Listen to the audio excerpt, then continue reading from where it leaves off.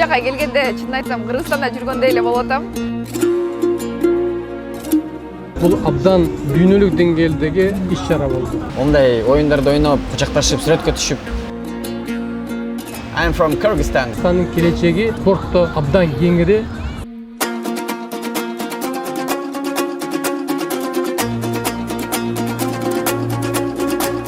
Оскар алдыкпы? Болду, барды билип калат. Ошол майрамды Америкада тосуп жатканыма абдан кубанычтамын.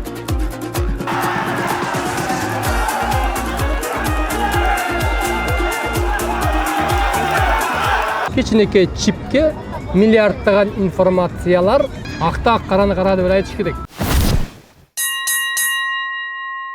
Кыргызстандын эгемендүүлүк күнү майрам. Ошол майрамды Америкада тосуп жатканыма абдан кубанычтамын.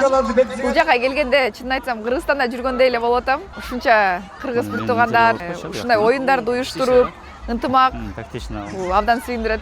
Бүгүн футбол, волейбол, күрөш бардыгы болду. Конечно, мен өзүм күрөш менен машыккандан кийин күрөш кызыктуураак болду. Күрөш көрдүңүзбү? Ооба.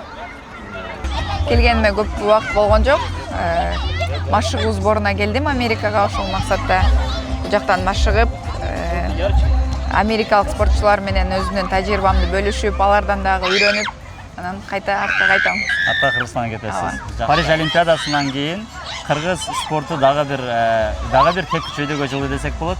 Азыркы учурда биздин сизден кийинки поколение десек болот, сизден кийинки өспүрүмдөрдүн өсүүсү кандай болуп атат? 2021-жылдан баштап Токио Олимпиадасынан кийин жаш кыздар аябай көбөйдү. Бул убакытка чейин мынчалык көп спортчу кыздар жок болчу. Азыркы кыздарды карасаң, уже 13 жашка чейин, 15 жашка чейин, 17 жашка чейинки муундар аябай көп да. Бул жака келгенден бери чынын айтсам англис тилинде бир да адам менен сүйлөшө элек. Кыргызстанда жүргөндөй эле сезилип жатат. Азыр дагы Кыргызстан эгемендүүлүгү болуп, кыргыздардын баары чогулуп калыптыр. Кыргызстанда жүргөндөй эле болуп атам. Урматтуу кыргызстандыктар, мен сиздерди бүгүнкү улуу эгемендүүлүк күнү менен куттуктайм.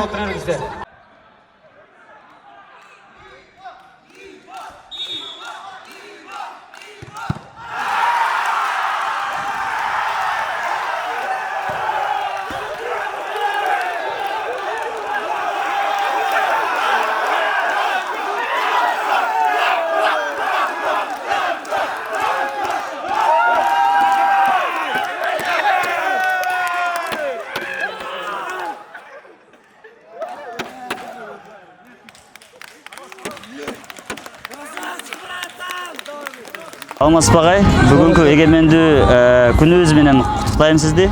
Чоң рахмат. Мына бүгүн бардык штаттардан чогулуп, бүткүл кыргыз эли чогулуп отурат. Бул жерде ынтымак кап деген биздин спорттук иш-чара өтөт. Бунун негизги маселеси, маңызы эмне дагай? Бунун эң негизги маселеси кыргыздын көчүн улоо.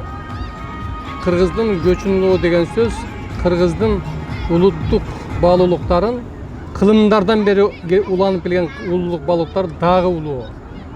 Кыргыздын тилин, улуттук оюндарын, тамак ашын, каада салтын, биздин көчмөндөрдүн оюндарын, улуттук оюндарын дагы өзүбүз ойноп, жаш муундарга үйрөтүп, аны кийинки келечекке өнүктүрүп өткөрүп берүү. Ошол максатта мына жыл сайын Америка Кошмо Штатындагы кыргыздардын баардыгы биригишип, чогулушуп бир жерде биздин өлкөнүн эгемендүүлүк майрамын белгилегенче улуттук оюндарды ойнойбуз. Бул улуттук мелдештин, улуттук оюндардын эң негизги максаты мына ошол кыргыздын көчүн улантуу. Себеби биз өзүбүз ойнобосок, көзүбүз кыргызча сүйлөбөсөк, өзүбүздүн тамактарды көрсөтпөсөк, ал уланбай калат. Ошон үчүн биздин кыргыздын көчүн улатыш үчүн биз мына ушундай бир иш-чараларды өткөрүп атабыз. Бул жерде ар кандай спорттук иш-чаралар өткөрүлүп атат. Мына ордо боюнча, күрөш боюнча, кыргыздын күрөшү боюнча, кол күрөш боюнча, аркан тартыш, волейбол, баскетбол, бардык спорттун түрлөрү боюнча мелдештер өткөрүлүп атат. Бул мелдеш бул эми Бул ынтымактын мелдеши. Ынтымак. Бул мелдеш Кыргыздын эгемендүүлүгүн арналган бул достук мелдеш. Достук мелдештин бардык жыйынтыгы мен ойлойм бул ынтымак менен болуш керек. Ошон үчүн ынтымактуу аталган себеби ошол. Өлкөбүздө спорт тармагы өзүңүз билгендей аябай жакшы өнүгүп келатат. Буну биздин 33-чү жайкы олимпиада, Париж олимпиадасы тастыктап өттү. Биз бир гана Орто Азиядан алтын утпай калыппыз. Ушул алтын утуш үчүн Кыргыз Республикасы кийинки олимпиадаларга кандай даярдык көрүш керек? Өткөрүлгөн олимпиада бул абдан дүйнөлүк деңгээлдеги иш-чара болду. Бул ушул дүйнөлүк деңгээлде иш-чарага дүйнөдө 195 өлкөнүн дээрлик бардыгы катышты. Дүйнөдө 7000 улут болсо, ошонун 195 мамлекети бар. Ошонун ичинен бардыгы катышкан жок. Ошонун ичинен кыргыздар. 195 өлкөнүн ичинен кыргыздар катышып, дүйнөнү дүңгүрөтүп, кыргыздын желегин көтөрүп, биздин спортчулар алдыңкы орундарга жетишип отурат. Бул деген эмнени билдирет? Бул деген кыргыздын духунун күчтүүлүгүн билдирет. Бул деген эмнени билдирет? Биздин спорттун келечеги бар экендигин билдирет. Биз мына ушул нерсени дагы сезип атабыз. Муну биздин мамлекет башчы, өкмөт башчы жана башка жетекчилер, тиешелүү жетекчилер муну сезип өзгөчө көңүл бура башташат. Мисалы үчүн мына акыркы мезгилдерде мен Кыргызстанга быйыл 2 жолу барып келдим. Ошондо байкадым, Кыргызстанда айрыкча футболго дагы, бокска дагы өзгөчө көңүл бурулат. Чоң стадиондор салынып атат. Аябай. Мамлекеттик деңгээлде бурулуп атат. Мамлекеттик деңгээлде мына көңүл бурулуп, президент өзү ошол олимпиадага катышып кеткен спортчулардын бардыгын чакырып алып, мелдеште жеңишке жетишкендигине да, жетишпегендигине да бардыгына бирдей мамиле кылып сыйлык бергендин өзү бул тарыхта чындыгында эле эгемендүүлүгүбүздө болгон эмес. Аны ачык айтыш керек да. Акты ак, караны кара деп айтыш керек. Мындай болгон эмес. Мындай болгон эмес. эмес. Демек бул деген көңүл мамлекеттик деңгээлде спортко көңүл бурулуп аткандын белгиси. Демек бул сөзсүз түрдө жыйынтыгын берет. Себеби бул жаш муундарды, өсүп келаткан муундардын спортко болгон кызыгуусун туудурат. Ошон үчүн мен ойлойм, кыргыз көчү уланат бул спортто дагы. Кыргызстандын келечеги спортто абдан кеңири. Буюрса кийинки олимпиадада сөзсүз түрдө бир эмес бир нече медалдарды, алтын медалдарды алганга жетишет деп терең ишенемин, Кудайдан тилейм. Өзүңүз билгендей, Америкада кыргыз жерлештер көбөйүп баратабыз. Мен билгенден 40 000, 50 000 деп уктум жыйынтыгын. Ушул биздин ушул жактагы мигранттардын кийинки балдары көбү паспорт алып атат. Келечекте ушул балдар бул жакта машыгып, ошол эле учурда кыргыз жарандыгын алып, Кыргызстандын атынан түшкөнгө мүмкүнчүлүгү барбы? Бул ар бир кыргыздын өзүнө байланыштуу болот. Эгерде өзү кааласа, ал кайсы мамлекеттин атынан демек укугу бар. Укугу бар да. Бирок мен ойлойм, кыргыз эч убакта өзүнүн ата мекенин унутпайт. Кыргыз эч убакта өзүнүн ата энесин таштабайт. Ошон үчүн бизде мына ушул өңүттөн алганда биздин салтыбыз өзүбүздүн мамлекетибиздин өнүгүшүнө бул сөзсүз түрдө өлгө берет. Биздин жаш муундар сөзсүз түрдө Кыргызстандын атынан катышат деп, Кыргызстандын атынан ийгиликке жетишет деген ойдомун. Сонун Кудай буйрса биз дагы ишенебиз. Биз билгенден сиз Америка өлкөсүнө элчи болуп келгениңизге 3 жылдан ашып калыптыр. Ушул 3 жылдан кийинки азыркы учурда Кыргызстан менен АКШнын ортосундагы мамиле кандай? Аябай жакшы суроо бердиңиз. Кыргызстан менен Америка Кошмо Штаттын ортосундагы мамиле азыр мындай. Мен мына 3 жылдан ашуун болуп атат. Уламдан улам жакшырып, уламдан улам алдыга жылып, башка жогорку деңгээлдерге чыгып атат десем жаңылбайм.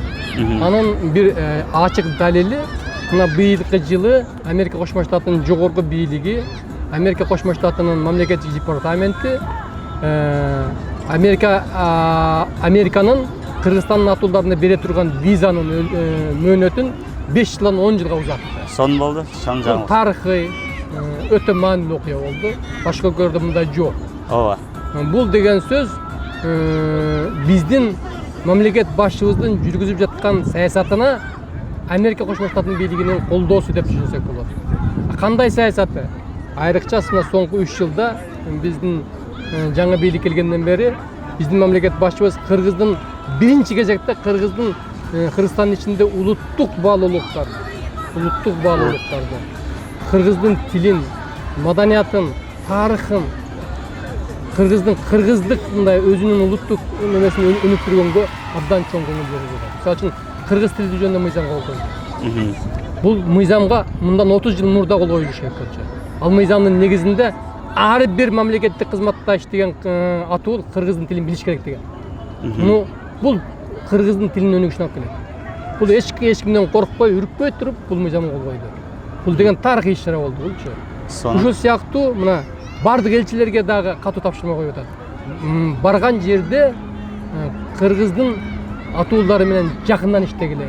Элге силер кул катары кызмат кылгыла деп бизге тапшырма берет.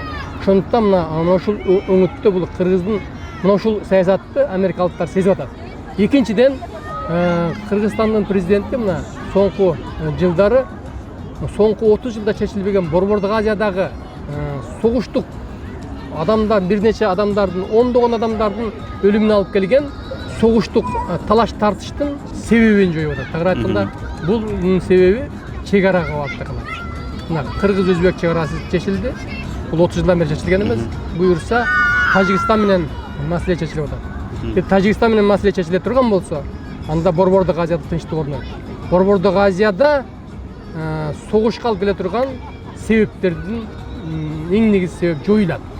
Ошон үчүн мунун бардыгын биздин Америка Кошмо Штаттын жогорку бийлик өкүлдөрү көрүп атат. Ошону көрүп туруп, Кыргыз мамлекетинин президенти Садыр Нуркожо Жапаровдун жүргүзгөн саясатын колдоо максатында мына ушундай чечимге барды. Бул тарыхый чечим болду. Муну менен бардык биздин атуулдарды чын жүрөктөн куттуктайм. Бул абдан чоң иш. Аябай сонун жаңылыктар болуп атат. Кудай буйрса дагы өнүгөбүз деп ишенебиз. Өзүңүз билгендей ушул Америкадан Кыргызстанга инвестиция тартуу, жумуш орундарын, жөнөкөй элдердин жашоосун жакшыртуу иш-чара боюнча жаңы реформалар түзүлүп жатабы Америка тараптан Кыргызстанга? Жакшыртып бердиң. Мына Америка дүйнөдөгү эң өнүккөн өлкө бардык тарабынан. Илим, билим берүү, жол куруу, космос, финансы, аскери, деги койчу, илимий технология бардык жагынан эң алдыңкы өлкө. Демек биз Америкадан үйрөнө турган көп нерсе бар. Ушул өңүттөн алганда биз мына менен элчи катары мына быйылкы жылы эле америкалык чоң компаниялар менен 2 жолу Кыргызстанга бардым. 2 жолу мамлекет башчысы менен жолуктум. Эң негизги максат Кыргызстанда жаңы Борбордук Азияда жок өндүрүштү уюштуруу.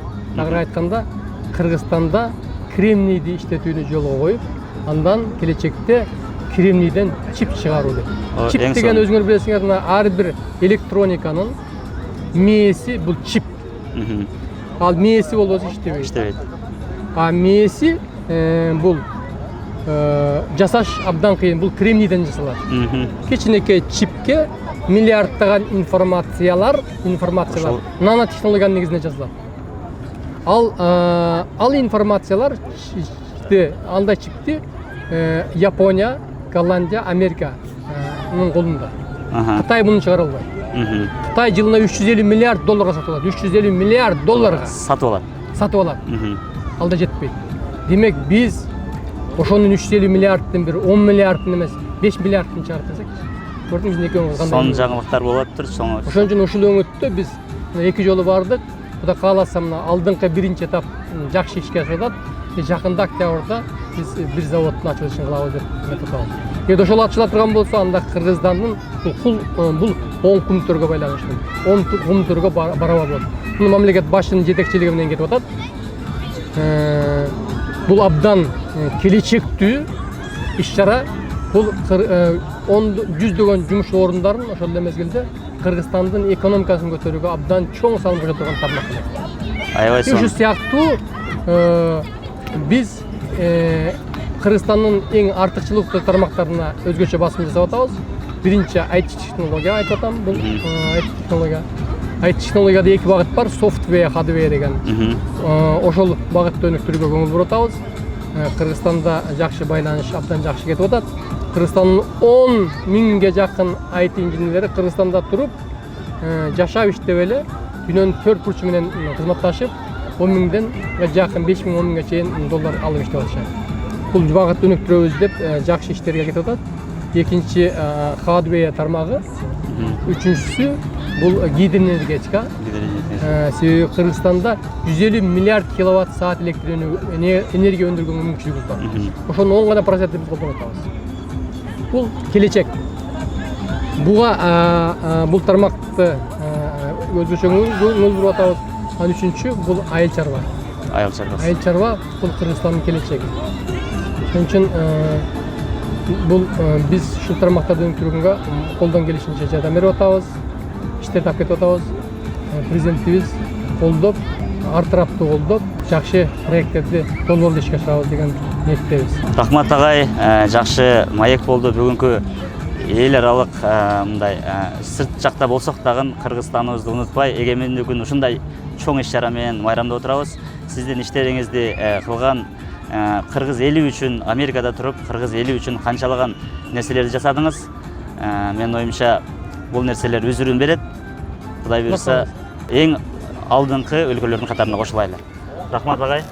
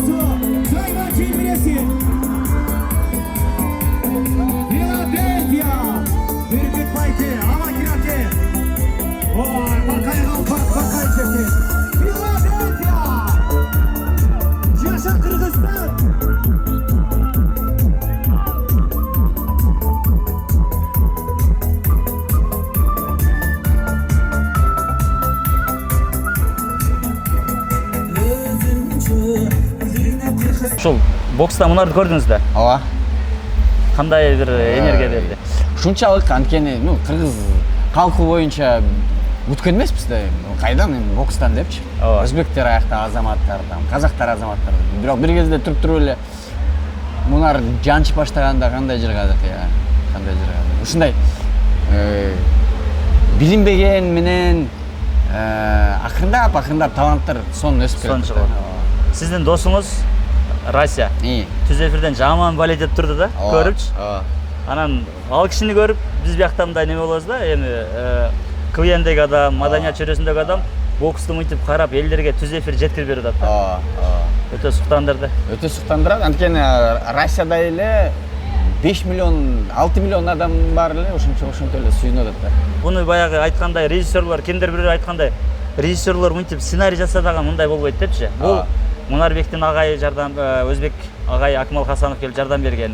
Акжол Махмудов менен Демөө Жадыраевдин жанагы достугу, Өзбек кызы Дияра Келдиярованын алтын медали. Эми биз баары тууган элбиз да. Сизге кандай бул сезим берди? Мен негизи жакшы көрөм. Мен биздин регионду, биздин Азияны жакшы көрөм. Казак, кыргыз бир турган, өзбек досторум толтура. Баарыбыз бир турганбыз. Бири-бирибизди тилибиз бир аз айырмалашса дагы мүнөзүбүз, жүрүш-турушубуз, салт кадат, санааттарыбыздын баары окшош. Ошондуктан мен мындай нерселерди аябай жакшы көрөм. Баардыгы чындап мындайча айтканда бул өзгөчө сезимдер. Анткени биздин Центральная Азия, Борбор Азия региону азыр күчтөнүп келатат. Аябай. Могу эгемендүүлүк күнү болуп, ар бирөөбүз өзүбүздүн эгемендүүлүгүбүздү, өзүбүздүн кыргыз кодубузду, казак кодун изденип жүрөбүз. Кудайым буюрса жакында табабыз.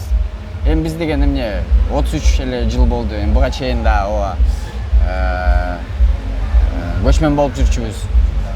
Бирок мынакей азыр Америкада отурабыз экөөбүз. Бул дегени Бул мамлекет канча жыл, канча согуш, канча кыйынчылыктан өтүп ушундай деңгээлге жетип атат. Биз жаңыдан баштап келатабыз, баардыгы туура жасап атабыз менин оюмча. Америкага келгениңизде канча күн болду? Канча убакыт бул жакта болосуз? Бир жума болду. Бүгүн мынакей бир жума болот. Буюрса буга чейин Лос-Анджелеске бардык. Жумуш боюнча жолугушуулар болду. Кино тармакта ар кандай мындай илхом алчу жерлерге бардык.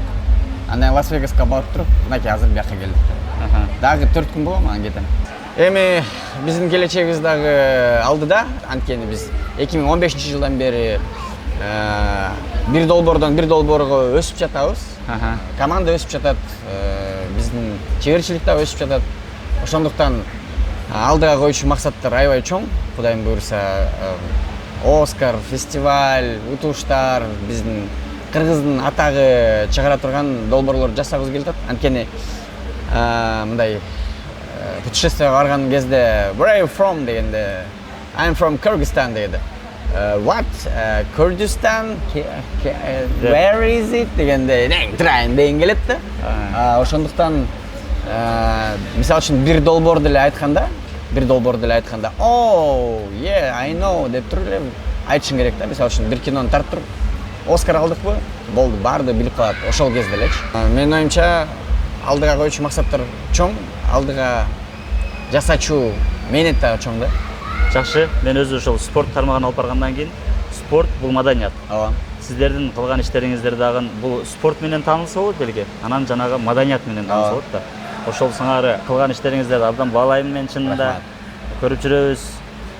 Ошол 2015-жылы же 16-жылы Нашальника деген оюндан кийин сиздерге жанагы жеке катыңызга, жеке өзүңүзгө жаман бир хейттер түшпөдүбү? Биздин жанагы туугандардан. Мен ал немени номерди билем. Ооба. Начальника деген. Эмнеге шылдыңдап атасың бизди тажиктерди деппи? Биз деген андай медиа тармакта иштегенден кийин андай нерселерге көнүп калганбыз. Эми канча эл болбосо ошончо ой болот, ошончо ар кандай пикирлер болот. Анын баарына көңүл бурбаш керек, анткени основной масса чечет да бул нерсеничи. Атан 1-2 3 сүйлөп койгон кезде, андай нерселерди көп көңүл бура берсең, анда алардын эле оюн карап каласың да. Кийинки сиздер ошол биринчи жолу 2015-жылы чоң лиганы уттуңуздар. Казакстан сиздерден кийин уткан. Мен билгеним, алар 2000 сиздерден көп 15 жыл 2016 алдык, алар 2017 алышты. 17 алды. Астанада алды жанагы Спарта деген. Спарта команда. Ошондо да Казакстан Астана кейзи биригип туруп, ошондо алышкан да. Кийинки чемпион кыргыздар КВНден качан чемпион болот ошол оюн? Менин оюмча уже болбойт го дейм. Анткени негизи эле КВН доору бүтөйүн деп калды. Азыр интернет өнүккөнгө жараша бүт нерсенин баары, бүт медианын баары интернетке көчтү. Анан КВНдин актуальности болбой калды. Мурункудай болбой калды. Андай күчү да жок болуп калды. Азыр башка долбоорлор кетип атат. Анан баардык баягы КВН ойногон инсандын баары ошол медиа тармакка кирип, азыр продюсер болуп атышат, режиссер болуп атышат, кыйын сонун долбоорлор жасап атышат. Ошон үчүн менин оюмча КВН башка трансформацияга өтөт. Бир ар замандын өзүнчө доору болот дегенде, ал дагы бир башка доорго алмак болот. Албетте, КВН аябай эң мыкты доор деп ойлойм. Анткени менин поколениям үчүн чоң мектеп болду да. Сонун Америкадагы кыргыздар жөнүндө оюңуз кандай? Эмне деп айтасыз? Мен Америкага биринчи жолу келдим. Азыр ушунчалык көп экенибизди билбептирмин. Азыр көрүп аябай суктанып, сүйүнүп жатам. Ушундай күнү, ушундай баарыбыз чогуу бири-бирибиз менен сүйлөшүп, балдарыбыз менен келип, үй бүлөбүз менен келип, жыргап, плов жеп, курдак жеп, мондай оюндарды ойноп, кучакташып, сүрөткө түшүп, ушундай сонун да. Спорт деген сонун, маданият деген сонун. Ошол спорт менен, маданият менен гана өнүкпөсөк, башка кантип өнөбүз. Бири-бирибизди көтөрмөлөп чоң болуп жүрүшүбүз керек. Кайякта болбосок да. Сонун жаңылык, сонун Кудай буйруса, сонун иштерди сиздер кылып атасыздар. Биз бул жактан көрүп суктанып атабыз. Америкадагы кыргыздар дагы өнүп кетет, өнүгүп жатат. Кудай буйруса дагы Кыргызстаныбыз дагы бир деңгээлге жылдан жылга бир чоң алдыңкы өлкөлөрдүн катарына кирет деп ойлойм. Америкага куш келипсиз. Рахмат. Кыргызстандагыларга бизден салам. Сиз менен таанышканымдан аябай кубанычтамын. Саламатсыздарбы? Бүгүн ынтымак кубогунун экинчи акыркы күнүндө жүрөбүз. Кечээ аябай сонун болду. Бул жакта ар бир штаттын өзүнүн кыргыздарынын өзгөчөлүктөрү болот деп коет. Мен кыргыз мекендештердин жөнөкөйлүгүнө, анан адамгерчилигине аябай суктандым. Филадельфияга биринчи жолу келишим, 15 жыл Америкада жашап. Бул жактагы байкелер, эжелер аябай меймандос экен.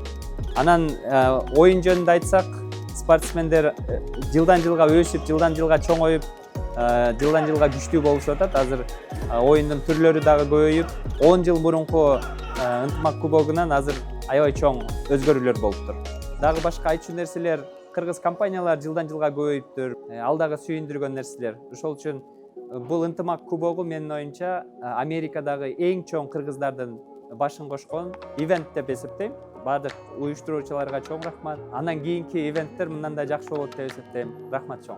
Кол чапкылык мына велосипед менен келет кыргыздын туусун бийик көтөрүп алып. Кол чапкылык келиңиздер. Калифорниядан бери 30 күндөн бери велосипед тээп келген жигитибиз. Кыргыздын туусу менен ушул күнгө чейин тынбай велосипед тээп келди.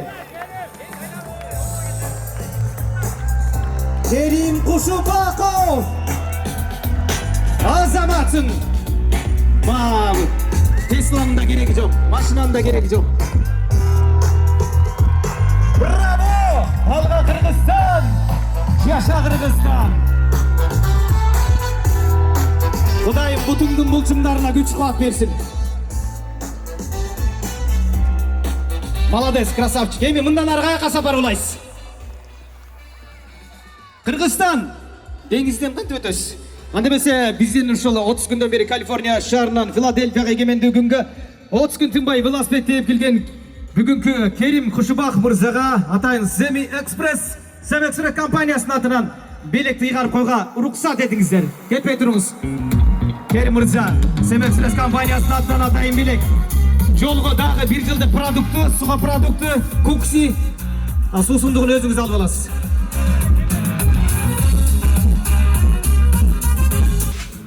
Все, егер чогуу кетип калсам дагы мага дагы. Эверестке барат экен. Эверестке. Анда Кыргызстандан жакшылап ичик, аюу ичик алдырыш керек. Тон, бутка чокой. Кол чабуулар. Кыргыздын туусун байрагын бийик көтөрүп, кыргыздын намысын колго алган, кыргыз үчүн күйгөн, кыргыз үчүн жүргөн жигиттерге кол чабуулар. Ак калпагы башынан түшпөсүн. Жол ачык болсун. Таштак жолдо таш ыркабай, покрышка жарылбай, желип чыкпай, велосипедтин ходовой сынбай, кыскасы аман болуңуз, Кол чабуулар.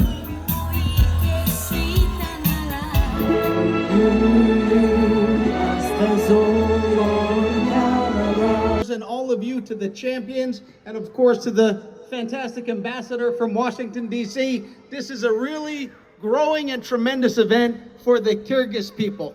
Поздравляю всех вас, всех организаторов, всех спортсменов и, конечно же, представителей власти. Вы знаете, вы всегда будете лучшей, настоящей лучшей частью кыргызского народа, потому что вы практически в зоне абсолютного дискомфорта, в зоне отсутствия своей родины, делаете добавленную стоимость своей жизни, приносите пользу не только себе, своей семье. Ынтымагыңыздар бекем болсун. Ушул быйылкы иш-чаранын өзгөчөлүгү жаш манасчылардын арасында конкурс уюштурулган экен. Ошол конкурстагы өнөрпоздордун жеңүүчүлөрүн бул жерге чакыралы. Айылып бар адамсың ғой, айналайын жаныма жакындамай жоғал әрі. Бауырыма алып берем деп айттың ғой. Бұл бәйке өзіне неге көп алады.